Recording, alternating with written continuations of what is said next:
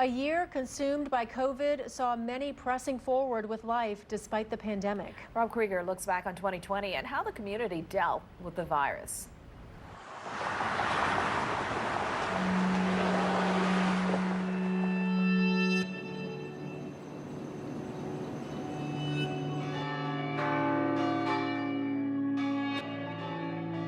This year, the silence was often deafening. But through it rang reminders of what makes us so special as we walked into an unknown reality, watching the world we knew close around us. What do you do when your whole life is pulled out from underneath you? How do you handle that?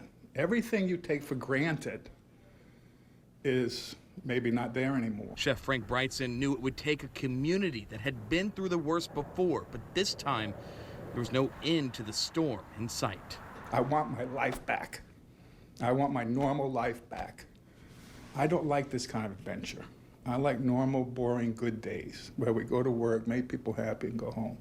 That's what I want, and we're going to get there. Let me do a test with this color first. The first steps, finding the color in a quarter stained by silence. When I first came around the French Quarter and I saw all the plywoods, I was just like, this is not New Orleans. This is not the place we all love. Armed with a passion for New Orleans, artists from all over covered the quarter with life. It basically signifies, like, you know, even if you've gone through a hard time, like, you can still come out of it, you know, so a heart of stone can still bloom. As the hue painted hope even in the quietest times, we found the sounds that make us whole.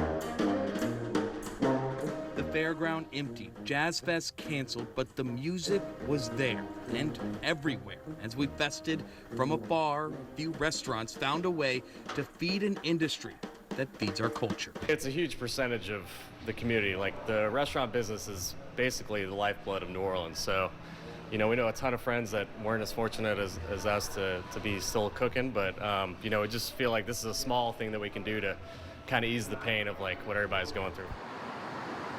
A few months in, ready for the breather that is summer, that light at the end of the tunnel grew dim as we focused on a future that seemed to be slipping through our grasp. Quentin Crab! Promise of the next chapter helped us turn the page.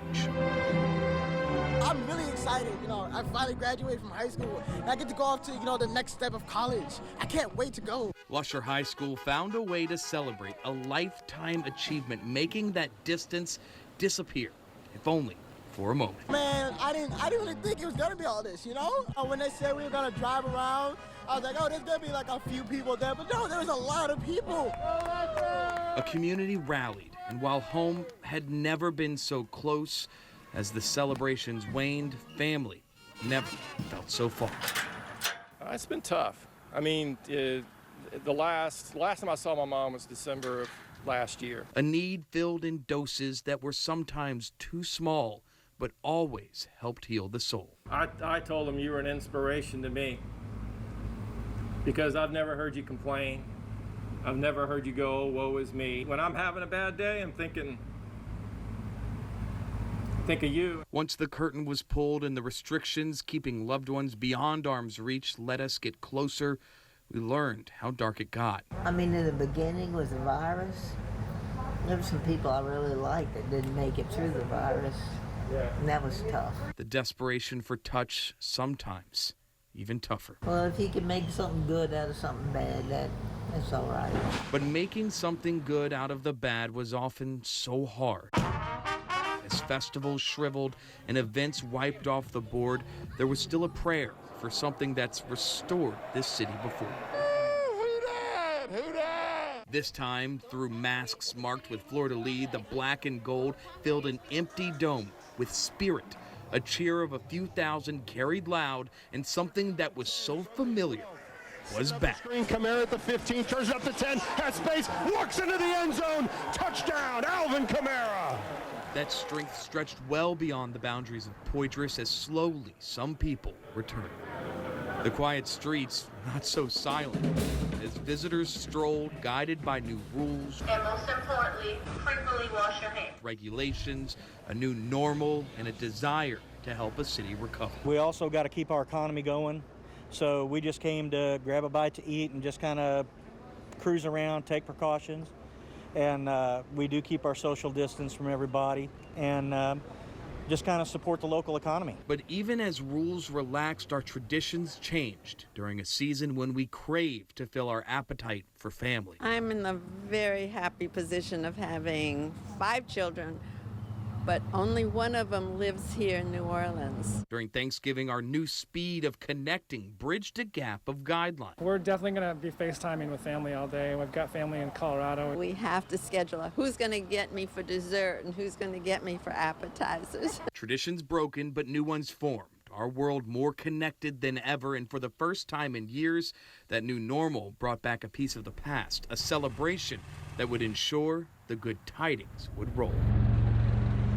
It's brought a lot of joy. Yes, it has. It really has. That's what I said. It kind of makes it feel like we're normal again. A return to a driving tour through City Park ushered in a holiday season that for once this year brought a fresh breath, a deep inhale for whatever comes next. In a year we're all ready to forget, but we'll always remember. Rob Krieger, Fox 8, Local First. A portion of St. Bernard Highway that was used to shelter boats and campers throughout the storm season took a direct hit last night. As Rob Krieger reports, the damage stretched for miles in lower St. Bernard. Twisted metal, shredded wood, trailers tilted, turned, and tossed in triple-digit winds. Zeta's relentless fury was merciless along this open corridor just inside the floodgates in lower St. Bernard. It was exactly like David Bernard said. It was like somebody hit a switch. I mean, it was steady. It wasn't no gusts, steady blowing. Tony Cassiopa lives along St. Bernard Highway. As Zeta roared outside, he was bracing for the worst. We were looking out the window. I was leaning on the wall of my house, and I could feel it rumbling. But steady. I tell you what, I wouldn't say never again. I'm glad none of this was in the front of my house because, I mean, you worry about that stuff blowing and hitting your house and coming in or whatever. Outside, these trailers and boats more vulnerable than anyone expected as the tempest twisted camps and leveled livelihoods. Obviously, there's that flood wall right there, so if you're on this side of the flood wall, you're supposed to be safe from at least the storm surge.